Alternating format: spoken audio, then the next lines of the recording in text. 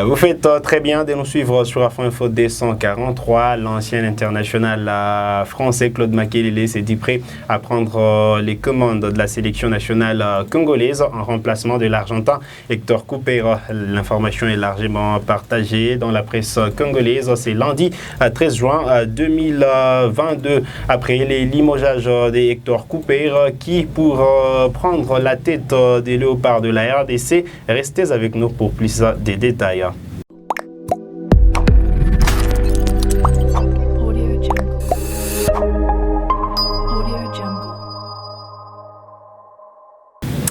Très content de vous retrouver sur Afro Info D143 pour parler de cette information. Nous recevons Jacques Kianga, journaliste sportif à l'Est de la République démocratique du Congo. Bonjour et bonne arrivée. Bonjour David, bonjour à tous ces téléspectateurs, ces internautes de Afro Info D143. Bonjour à tout le monde. Allez, c'est un plaisir de vous avoir sur ce plateau. Ouais, c'est un plaisir parce qu'à chaque moment qu'on doit passer ici, c'est des sports dont on parle. Et ça fait toujours plaisir d'être dans ces studios de Afro Info. Je dis grand merci pour l'invitation.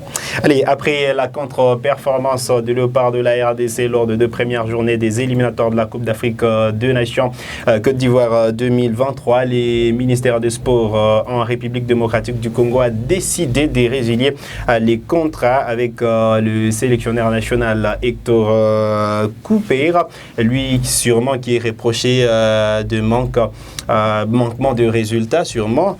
Est-ce que c'était la décision à prendre à ces temps précis? Je pense que tout le monde l'attendait, cette décision. Sur la question si c'était le moment, je pense que c'était le moment. Parce que Hector Cooper, il a montré un peu de limite par rapport à cette élection. Mais seulement ces moments-là, je pense que les ministères, la fédération, ils ont prolongé ces moments. Pour moi, j'opterais que Cooper puisse partir après déjà l'échec à la porte du mondial face à la sélection camerounaise. Mais si on devrait répondre, si c'était le moment, après 2 défaites, je pense que sans identité de jeu, sans fond de jeu, il devrait partir. Et je pense qu'actuellement, ce n'est pas encore officiel parce qu'il y a encore il y a ce processus de résiliation de contrat qui est en train de se faire. Mais moi, j'en dis que si ça aboutissait et qu'il partait, c'est logique, personne ne va crier au scandale. Allez, il faut dire que ces processus pourraient coûter 600 000 dollars au trésor public si sûrement Hector Cooper est limogé à la tête de la sélection nationale congolaise. Mais on est en train de parler de cette restructuration à tous les niveaux du football congolais. Vous pensez que, est-ce que vous partagez cet avis-là? Restructuration à tout le niveau, je pense que ça a toujours été bien quand il y a de nouvelles idées qui viennent. Moi, je me dis qu'en RDC, il y a beaucoup de choses qui se passent, il y a beaucoup de choses dont on dit, et des fois, on ne connaît pas le tenant, les aboutissants, mais au moment, on le dit quand même. Mais je pense que dans chaque chose, quand il y a des gens qui ont échoué, la restructuration, ça a toujours été mieux. Je me souviens, il y a un moment, quand il était là encore, l'ex-président de la fédération, Constant Omari, à chaque défaite, c'est à lui qu'on devait coller la défaite, mais il est parti, c'est un cycle qui continue pour cette sélection nationale congolaise. Je pense que on devrait se regarder bien sûr à tout le niveau et voir ce qui ne marchait pas. Peut-être donner cette sélection à des gens qui s'y connaissent, des gens qui connaissent bien le football de RDC, des gens qui ont vécu ce football-là. Aujourd'hui, je prends en exemple la sélection camerounaise avec Samuel Eto'o. On est en train de voir ce qu'il est en train de faire comme président de la fédération. Et si on mettait en ex-joueur, celui qui connaît le problème que traversent des athlètes d'une sélection nationale, il y a des Irité Ilunga, il y a de Christian Baninonda, il y a bien des gens qui peuvent amener cette fédération congolaise. Le ministère aussi, ça peut bien marcher si on mettait quelqu'un qui est en relation avec celui qui sera président de la fédération. La restructuration à tout le niveau, c'est bien. Mais au moins, il y a déjà Hector Cooper qui est en train de payer les frais. On espère que graduellement, ça peut aller. Et à tout le poste, presque, on aura des gens qui seront à même de rehausser encore le niveau de ces footballs de RDC. Alors, rehausser les niveaux du football de la République démocratique du Congo. Aujourd'hui, c'est Claude Makelele qui est conseiller technique de Chelsea, club de première division en Angleterre, qui émet le vœu de prendre les commandes de la sélection nationale congolaise. Est-ce le profil idéal? Actuellement, dire que si c'est le profil idéal ou non, je pense que ça a un peu anticipé. Claude Makelele, on connaît tous, il a fait ce qu'il a fait en tant que grand athlète. Il a joué au Paris Saint-Germain, il a joué chez Chelsea, il a joué au Real. Je pense qu'il a de l'expérience pour de grands matchs, mais en tant qu'entraîneur, c'est là que Claude Makelele n'a pas d'expérience. En termes de sélection nationale, il n'a pas d'expérience. Même en tant que entraîneur sur le banc des touches, parce que ça commence déjà en 2011, quand il commence en étant adjoint chez le Paris Saint-Germain. Il a été adjoint de Carlo Ancelotti, il a été adjoint de Laurent Blanc. Loin de là, il s'est émancipé et c'est en 2014 chez Bastia qu'il a été entraîneur. Il a fait au moins 6 et 13 matchs, 3 victoires, 4 matchs nuls, 6 défaites. Il revient en tant qu'adjoint chez l'équipe de Swansea en 2017. Claude Makelele, ça continue dès 2017 et 2019 chez Kasseipen. Là, il a joué certains matchs parce que c'est 21 victoires, 11 nuls, 38 défaites. Et actuellement, il est conseiller technique chez l'équipe de Chelsea. Alors moi, je me dis que si on devrait amener Claude Makelele, jusqu'à présent, ce n'est pas la RDC qui émet le vœu de l'avoir, c'est lui qui émet le vœu de devenir sélectionneur de la RDC. Je pense que ça risquerait encore d'être une confiance aveugle, comme cette confiance-là qu'on avait placée en Florent Ibenge, dit-on qu'il était venu, comme cette confiance qu'on avait placée à Christian Sengibiembe. Je pense que c'est lui qui avait beaucoup plus d'expérience quand il est venu, c'est Hector Cooper, mais il a échoué. Alors pourquoi ne pas tenter avec des novices? Si ça peut toujours aller, on lui fixe des objectifs. S'il réussit, tant mieux. S'il ne réussit pas, il sera aussi obligé de quitter la sélection. La question qu'on est en train de se poser, qui a le profil idéal pour prendre le commande de cette sélection nationale, que ce soit sur le continent africain ou sûrement un étranger? Actuellement, c'est une question qui reste toujours difficile, à laquelle on n'aura jamais de réponse qui soit précise. Parce que moi, j'en dis, actuellement avec cette sélection nationale, même si on amenait Pep Guardiola, on aura toujours des difficultés. La RDC, vous l'aviez dit à un moment, David, il faut que nous puissions avoir de la restructuration à tout le niveau. Je prends un exemple aujourd'hui. Je prends toujours, bien sûr, un exemple, la fédération camerounaise ou la sélection camerounaise. Samuel Eto'o, quelqu'un qui est là, président de la fédération. Les grands risques qu'il a pris, c'est après la Coupe d'Afrique des Nations, limoger Kouansissao Antonio et amener Rigobert Song. Rigo Song, c'est quelqu'un qui a fait une sélection nationale avec Samuel Eto'o en tant que capitaine de la sélection des Lions Indomptables. Ils s'entendent, c'est deux gaillards qui ont le même idée, ils regardent dans la même direction. Mais aujourd'hui, si vous amenez un entraîneur qui a toujours des crocs en jambes parce qu'il se raconte en coulisses que deux fois, il y a la fédération qui impose certains choix, même si ce n'est pas encore avéré. Il y a des moments où on se dit que certains joueurs ne doivent pas venir en sélection, mais ils sont là par quota. On ne sait pas si c'est vrai ou pas. Mais quand vous avez une fédération qui agit comme ça ou un ministère qui agit dans ce sens, si c'est vrai parce que ça reste à vérifier, et que vous avez un sélectionneur qui n'a pas une mainmise totale sur sa sélection, je pense que c'est difficile. Est-ce que ce n'était pas le problème avec Hector Cooper quand on voyait les 11? On sentait que l'entraîneur ne connaissait pas effectivement le joueur. Comme Cédric l'avait dit, bien sûr, peut-être que l'entraîneur ne le connaissait pas, mais nous, on ne connaît pas ce qui se passe en coulisses. Et c'est lui qui doit payer les frais, c'est Hector Cooper.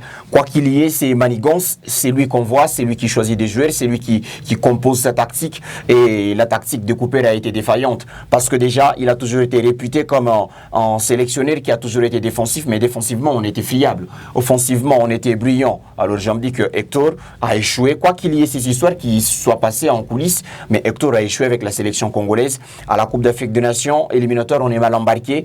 On a raté la Coupe du Monde en 2022 qui vient en décembre. Je pense que Hector a échoué. Actuellement, on a besoin d'avoir un nouveau souffle avec cette sélection nationale. Quelqu'un qui va amener encore une nouvelle dynamique, une spirale peut-être positive, négative, on ne le sait pas encore, mais au moins, on a besoin des idées qui soient fraîches, des idées qui soient nouvelles et que cette sélection puisse décoller. On l'espère bien pour la sélection congolaise parce qu'on doit se faire respecter en Afrique au moins. Allez, on est en train beaucoup plus d'indexer l'entraîneur ou encore les dirigeants sportifs en République démocratique du Congo. Et est-ce qu'à un certain moment, les joueurs aussi n'ont pas une part des responsabilités parce que ça se voit que certains n'ont plus les niveaux de venir en sélection nationale? Aujourd'hui, chez nous en RDC, ça aussi, ça peut être un problème parce que il y a des gens qui disent que la RDC, c'est une très grande nation du football, mais souvent, je n'ai jamais été beaucoup plus d'accord avec ça. Une très grande nation du football par rapport à quoi? C'est sûr, on a réussi à gagner plus de Coupes d'Afrique de Nations en Afrique que la sélection du Sénégal, mais aujourd'hui, il faut comparer les effectifs. La sélection sénégalaise, c'est une sélection qui a Sadio Mané qui est à Liverpool actuellement en fin de contrat. Il peut aller au Bayern la saison prochaine. Andy qui fait actuellement figure de favori pour le meilleur gardien du monde. Alors, vous voyez cet effectif-là, mais aujourd'hui, chez nous, c'est qui le joueur référence? Il joue à quelle équipe en Europe? Difficile de retrouver.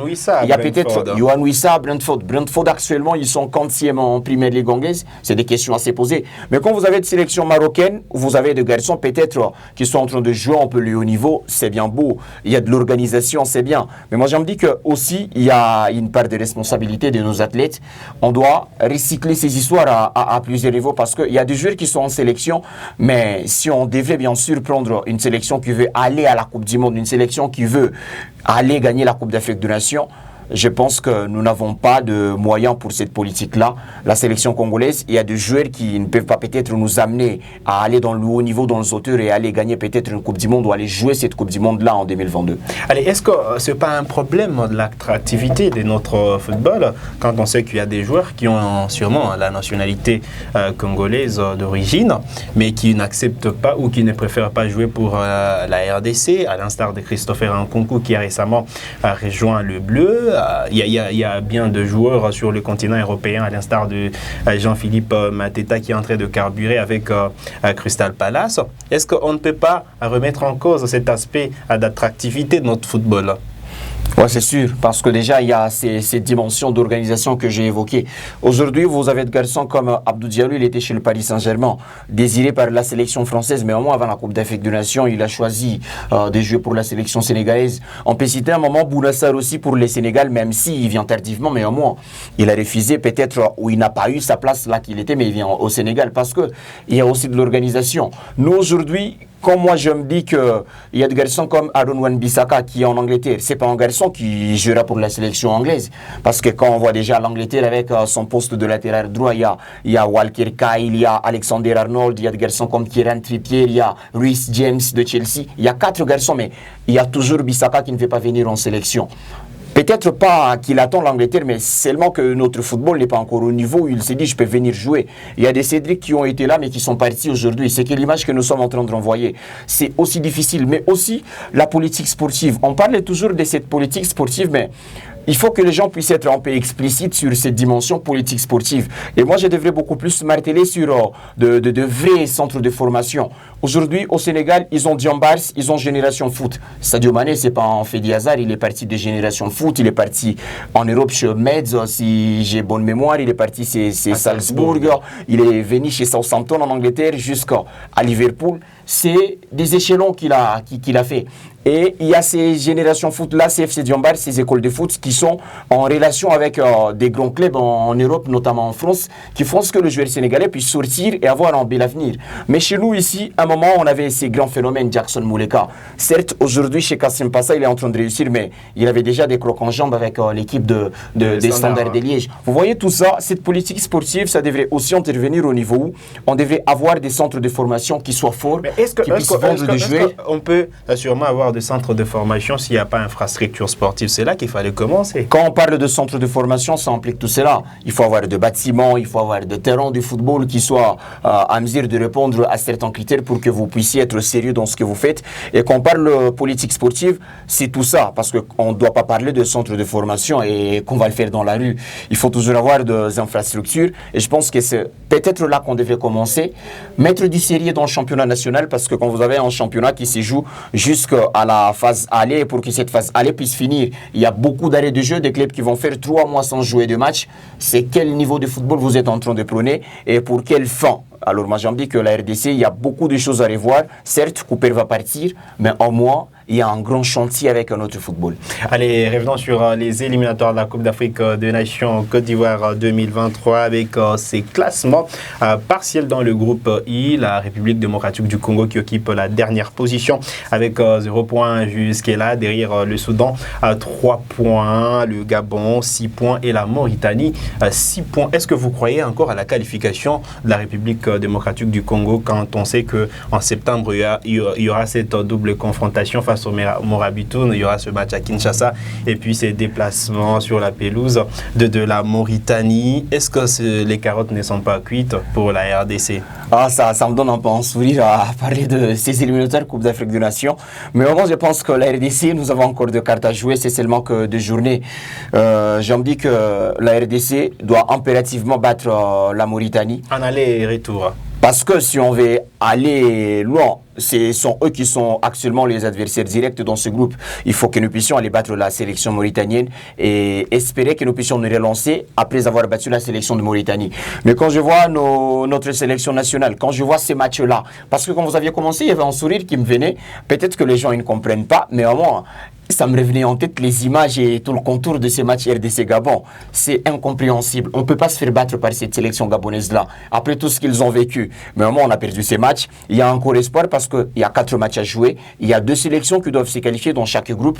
Il y a le Gabon qui est devant, il y a aussi la Mauritanie qui est devant nous. Espérons Tout comme le Soudan qui est devant nous, donc on est bon dernier. Il y a aussi le Soudan. Espérons que nous puissions nous relancer. Il y a encore 4 journées. De chance, nous en avons encore, nous avons toutes nos chances en main, toutes les cartes, nous en avons encore. On peut jouer, aller chercher cette qualification. Allez, on peut aller chercher cette qualification à la Coupe d'Afrique des Nations Côte d'Ivoire 2023. C'est ici que nous arrivons, c'est par ici que nous arrivons au terme de cette production sur Afro Info D143. Merci Jacques Kianga d'avoir répondu gentiment à notre invitation. Je dis aussi grand merci à Afro Info D143 pour l'invitation. Mais aussi merci à toi, David Bitoye, qui a informé tous ces milliers d'internautes, des téléspectateurs. Moi, j'aimerais juste te dire que ces gens, ils devraient toujours rester ici, suivre l'actualité sportive. Grand merci à vous tous qui nous avez suivis. Merci encore à Afro Info. Merci à David. Ah voilà, vous êtes nouveau à la chaîne. Cliquez sur s'abonner et activez la cloche des notifications pour ne manquer aucune de nos prochaines publications. Likez cette vidéo si elle vous a plu. Et merci de nous avoir suivis.